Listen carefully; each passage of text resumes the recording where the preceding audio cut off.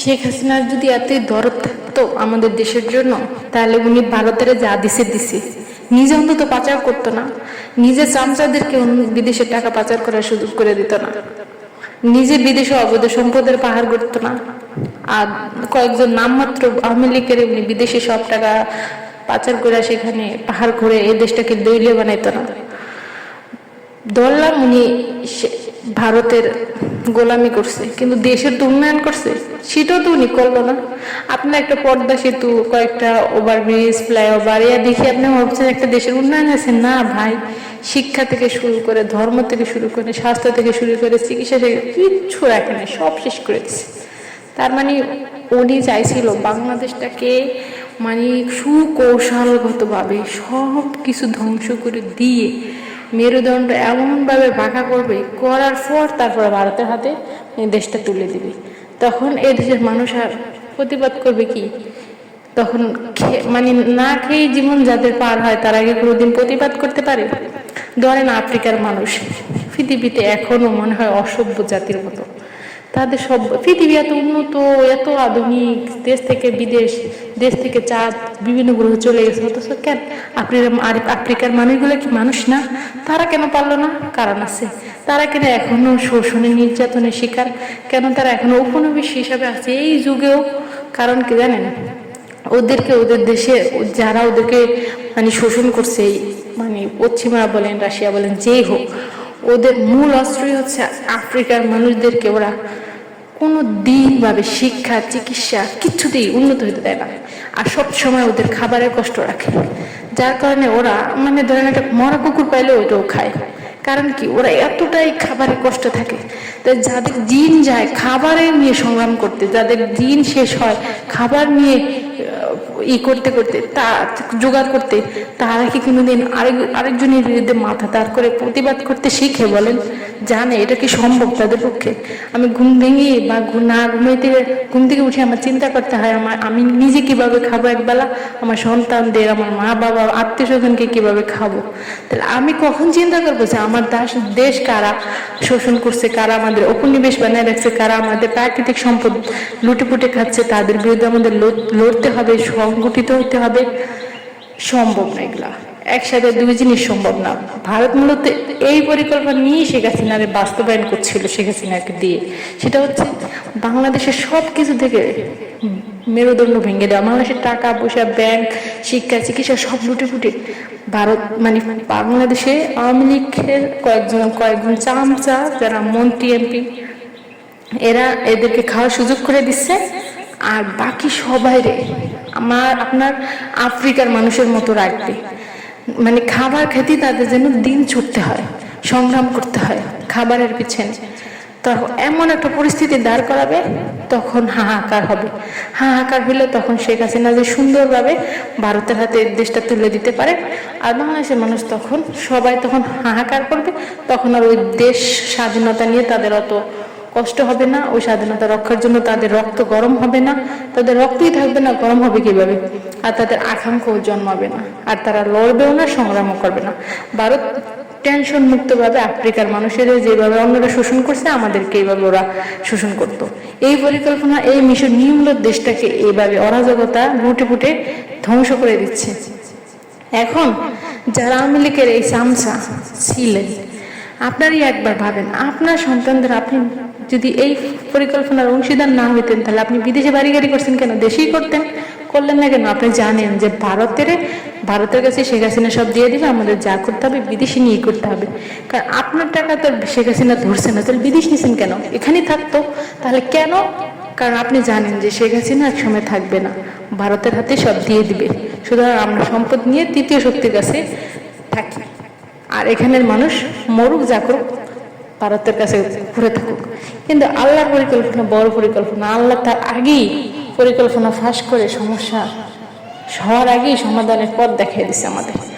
এখন আওয়ামী লীগের মানুষের যদি সজাগ না হন, যারা সাধারণ মানুষ, তাদেরকে বলছি, এখন আফা আফা করে যাকে বুড়া মানুষ দাদিরা যারা আফা বলছেন তাদেরকে বলছি, এই সমস্ত আজাইরা পীড়িত বাদ দেন, দিয়ে সঠিক চিন্তায় আসেন। এই দেশের মাটির জন্য কাঁদেন, এই দেশের মাটির জন্য মায়া করেন, এই দেশেই থাকার চেষ্টা করেন। বিদেশের মাটি কোনো দিন আপন হতে পারে না।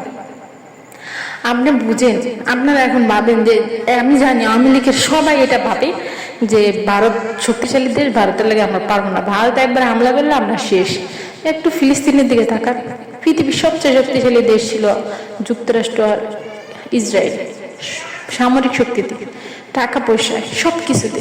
কিন্তু আজকে 1 বছরও হয়ে গেল, পারছে 1 ইঞ্চি মাটি ফিলিস্তিনের নিয়ে স্বাধীন করে তারপর সেখানে আরামসে ঘুমাইতে পারবে না। মাটি এমন জিনিস, কোনো দিন মাটি ক্ষয় হয় না, কিয়ামতের আগ পর্যন্ত মাটি কেউ নিয়ে জোর করে ওই মাটি থেকে আরেকজন শান্তি করে ঘুমাতে পারবে না। এটা আল্লাহর ফয়সালা, সুতরাং আপনার ভয় পাওয়ার কিছু নাই ভাই। শেখ হাসিনা থাকলে আমরা আরামে থাকবো, আর শেখ হাসিনা থাকলে না থাকলে আমাদের সে ভারত আমাদের নিয়ে যাবে, এই ধারণা ভুল, এটা থেকে আপনারা বের হন। শেখ হাসিনা থাকলেও আমাদের ভারত নিয়ে যাচ্ছে, শেখ হাসিনা না থাকলে আমরা কিভাবে ভারত থেকে আমাদের রক্ষা করতে হবে সেটা আমাদের ভাবতে হবে। এখন শেখ হাসিনা থাকলে আমাদের কিছুই থাকবে না, মাটিটাও থাকবে না রে ভাই। আর শেখ হাসিনা নাই, এখন ধরেন সব নাই, কিচ্ছু নাই, কিন্তু মাটিটা তো থাকবে, এই মাটি নিয়ে আমাদের আঁকড়ে রাখতে হবে। শেখ হাসিনা থাকলে আমরা লড়তে শিখতাম না, কিন্তু এখন আমরা লড়তেছি। যদি আমরা জিতি আমাদের ফলাফল আসবে, যদি আমরা হারি আমরা হেরে যাব। কিন্তু শেখ হাসিনা থাকতে তো আমাদের এই দুইটার একটাও হবে না, আমাদের কোনো মানে রেজাল্টই নেই, আমাদের পরীক্ষাই নেই। আমরা লড়বো, লড়ে যে জিতবো কি পরাজিত হবে সেটা পরে হিসাব, কিন্তু আমাদের লড়ার সুযোগটাই থাকবে না। আর এখন আমাদের লড়ার সুযোগ আছে, যদি কেউ আমাদের দিকে চোখ তুলে তাকায় আমরাও তাকাবো। তারপর জিতবো কি জিতবো না, সে ভারত অনেক শক্তিশালী দেশ, আমাদেরকে নিয়ে যাবে কি নিয়ে যাবে না আল্লাহর ফয়সালা। আমরা আল্লাহর কাছে আমাদের মাতৃভূমি রক্ষার জন্য আমরা লড়বো, সেই জন্য আমরা চেষ্টা করবো, ফলাফল আল্লাহ দিবে। কিন্তু শেখ হাসিনা থাকলে তো সেই সুযোগটাও থাকবে না। সুতরাং আপনারা কেন ভুল বুঝতেছেন? শেখ হাসিনা এতদিন আমি জানি আপনাদের এই ভুল বুঝাইছে, হ্যাঁ এটা খোলা চিঠির মতো আপনাদের মনে গেঁথে দিছে, কিন্তু আপনারাও এখন এটা ভুলে যান যে মাটি আমাদের যেহেতু মানুষের নজর পড়ছে, সুতরাং মাটি আমাদের নিজেদেরকে রক্ষা করতে হবে, শেখ হাসিনা এদের রক্ষা করা সম্ভব না। সুতরাং আপনারা আর শেখ হাসিনার মায়া না করে দেশের মায়া করেন। শেখ হাসিনার জন্য আর দরদ দেখেন, নিজের দেশের মানুষের লগে মারামারি করেন না, কাটাকাটি করেন না, সবাই ক্ষমা করে দেন, সবাই আবার এখন ভালো থাকেন। সামান্য বিষয় নিয়ে একজনের আরেকজনের হাত তুললেন না, খুনাখুনি করেন না, সবাই হিসাব দিতে হবে ভাই। আপনারা মরার পর সব হিসাব শুরু হয়ে যাবে, তখন কোনো সুযোগ নেই জবাব দেওয়ার।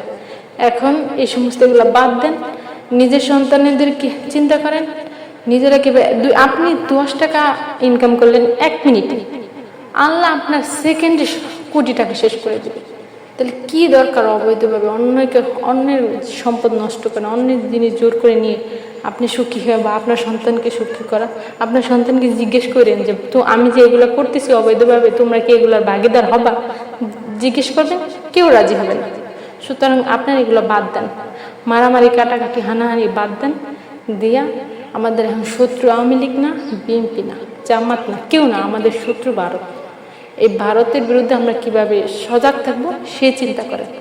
নিজেদের মধ্যে লাগালাগি করলে অন্য দেশের মানুষের, অন্য দেশ তো আমাদের প্রতি কোন নজর দিবি? কই একটু অল্প একটু দেশ মালদ্বীপের তো দিতে পারে না, কারণ সে দেশে তো লাগালাগি না, নিজেরা ঝগড়া করে না, মারামারি করে না, নিজেরা একজনের সম্পদ আরেকজনের দখল করে না।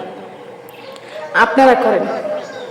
আপনাদের পকেটে কেউ যদি 10 টাকা আমানত রাখে, আপনাদের গরম হয়ে যায়, টাকাটা আপনি কোথায় লুকাবেন সেই চিন্তা করেন। এগুলো অভ্যাস ছাড়েন। এখনো সময় আছে, এখনো আমাদের স্বাধীনতা কেউ কেড়ে নেয়নি, আমরা এখনো স্বাধীনভাবে আছি, আমাদের এখনো শুধরানোর সুযোগ আছে। পরাধীন হয়ে গেলে তারপর ওই ফিলিস্তিনেরা জীবন কিভাবে পরিচালিত করে, 1 বেলা খায় 10 বেলা না খেয়ে লড়তেছে, এভাবে করে আবার জীবন পার করতে হবে।